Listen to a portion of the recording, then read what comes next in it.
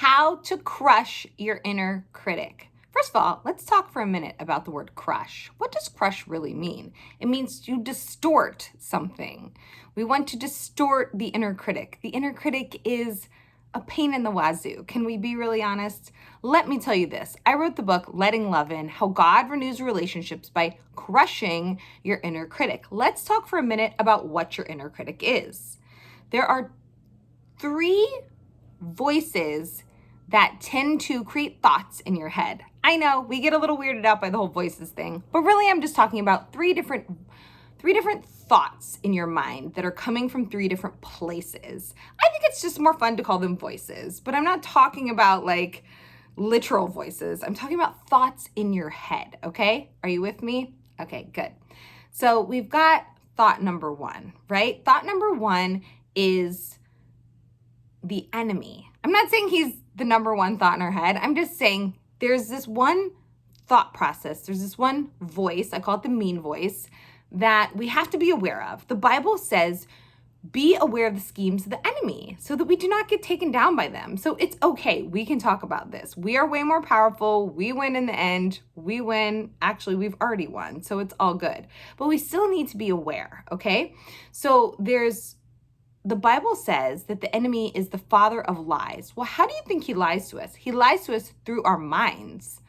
So they come into our mind as thoughts. And a lot of times you'll hear in Christianity they call them lies, because the Bible says that the enemy is the father of lies, right? So we have thoughts in our head that are just complete lies from the enemy.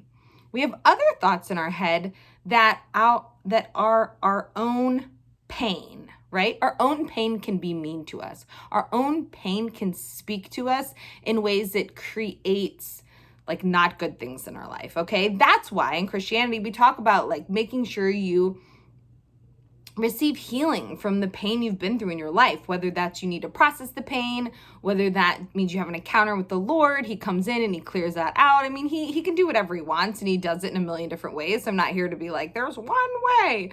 I do know some ways that work for me, and that is inner healing stuff, that is listening to God. Receiving therapy and counseling and stuff has really helped me a lot. So I'm super into all of it, right?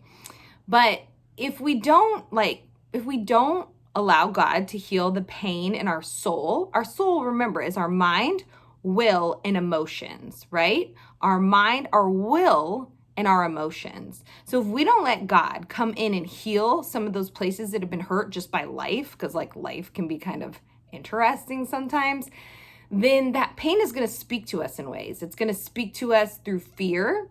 It's going to speak to us through like, just lies of like, you're not good enough, you're not pretty enough, you're not this enough, you're not that enough. Like your pain is going to be a mean voice in your life as well as the enemy. So I call the inner critic when these two things come together and they like team up, right? Like your own pain teams up with the enemy and like just causes things in your life. And when I say causes things in your life, I'm not talking about like causes a car accident. I actually don't believe that. I believe causes you to hold yourself back, you to destroy your own life by either not doing something or doing something that isn't healthy or, these kind of things. So it's more about, you giving permission to these voices, like the mean voice, to stop you or to have you do something that is not going to be good for you. That's what I'm talking about when I'm talking about the inner critic. Now, how do we crush the inner critic? Great question. I'm glad you asked. We crush the inner critic by taking those thoughts that are mean to love, because God is love, right? You hear me talk about this all the time on my channel. God is love. So we take these mean thoughts, these mean voices to God, and we ask him what he thinks about that. That is how we crush the inner critic. If you want to know more about this, I teach this stuff all the time, and I would love to share more with you on this. And it is actually PTSD month. Did you know that? I did not know that, but it is PTSD month. What does PTSD mean? Post-traumatic stress disorder.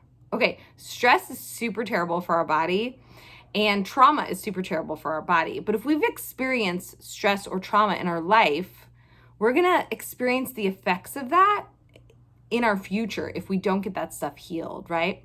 So makes sense. So with this being what it is, I want to do an offer. I want to offer anybody who wants to learn more about this and get some healing in this area, my Crushing the Inner Critic Masterclass. But I want to offer it for like a super discounted price, like, because I want to celebrate this month. Okay, I want to celebrate this holiday. It's not a holiday, but it's an awareness month.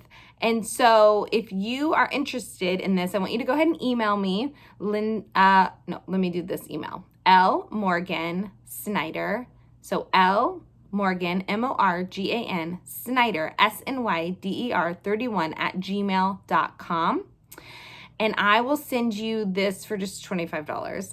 Normally it's like $149, but I just want to do something really special for this month because I think it's a problem a lot of us have, and myself included, with different things. So I just felt led of God to offer that. So go ahead and email me. Again, I'll put it in the description, my email, but go ahead and email me and I will send this out to you. And I pray and believe it will help you. So bless you so much, and we will see you soon.